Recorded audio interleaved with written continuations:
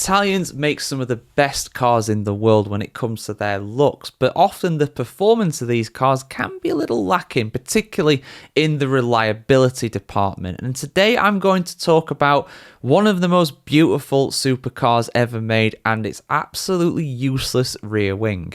Now, that's an interesting statement to make, but I am, of course, referring to the Lamborghini Countach. The Countach turned 50 years old last year in 2024, and I want to tell you the story about its rear wing that was absolutely pointless. Well, I say pointless, mechanically pointless. When it comes to the looks, it very much looked the part. You take a glancing look at the rear wing of that car when it has a rear wing on it, and it looks the part. It looks beautiful. It looks so standoutish, and I think that's part of the point at the end of the day. The fact it looks so different to other rear wings that are on modern cars tells you that when it comes to the aerodynamic performance of this rear wing, it wasn't really there. But how did this happen?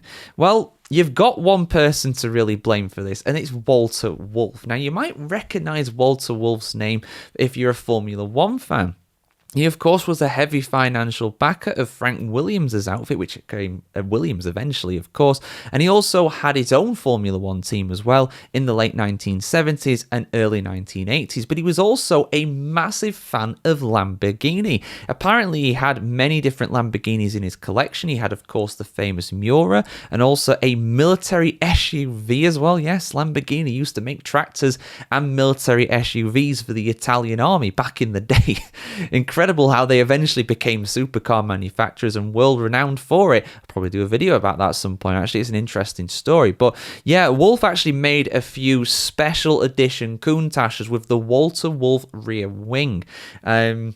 And a bunch of other cars, basically, they often wanted these rear wings. They wanted to be this exclusive version. So a lot of people would just literally get like not a screwdriver, like a power tool or something, and just bolt on a rear wing to the back of their car. In this case, the Countach, of course, to make it look like one of these special editions. But the rear wing was an absolute dud. And you might be wondering, well, why? How did they mess this up? Was it because aerodynamics back in the 1970s weren't as advanced as what we have today? Well, yeah, that won't have helped, but they didn't really help themselves either when it came to this. For one, if you just look at the rear wing and just analyze it for a little bit, it is huge, and it clearly didn't go through any kind of testing because it didn't. It basically, in terms of modern testing anyway, it did not go through any kind of wind tunnel testing. Apparently, they didn't have the budget for it, so what they did instead is that they stuck like strips of fabric to the cars and just saw how the air moved around when it came to these strips while the car was moving,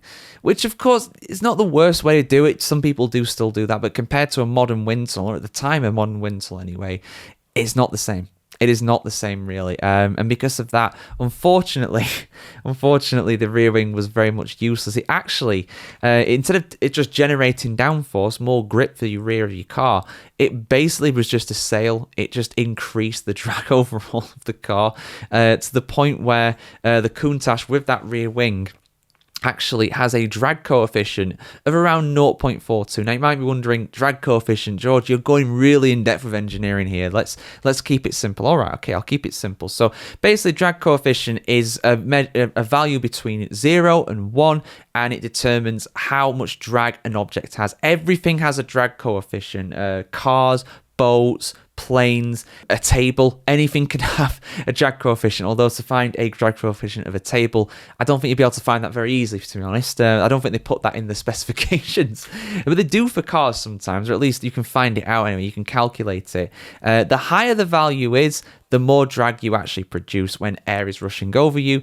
Therefore, the aerodynamics of your car is worse in effect. Obviously, downforce and stuff plays a part there, but just the pure drag coefficient of your car, you want it to be as low as possible. A 0.42 drag coefficient was assigned to the Countach with that rear wing, which makes it around the same as the Volkswagen Beetle. And you don't look at the Beetle and think, wow, I think that's a really quick car. You do with a Countach, though. It looks the part. It's very powerful and very loud. But yeah, aerodynamically, it is terrible. And even Lamborghini themselves have come out in the following years and be like, yeah, The aero for this car was downright trash. It was terrible because we didn't have the resources to be able to design a proper one. Walter Wolf just made a rear wing. They stuck it on the back. It became very fashionable because it was very popular, very easy to do as well. Unfortunately, didn't make it better, it just made it worse. So if you have a Countach without a rear wing, it's actually a better car, even if it might not look as cool. But that is very subjective. What do you think, guys? Rear wing on or rear wing off? When they revived the Countach in 2021 Lamborghini, they went rear wing off. Should it have a rear wing? Do you think it looks better? Your thoughts in the comments below. And of course, we'll see you soon for some more content like this on the channel, guys. Have a fantastic day wherever you are in the world. See you soon. And like, share, comment, subscribe if you want to see some more just like this.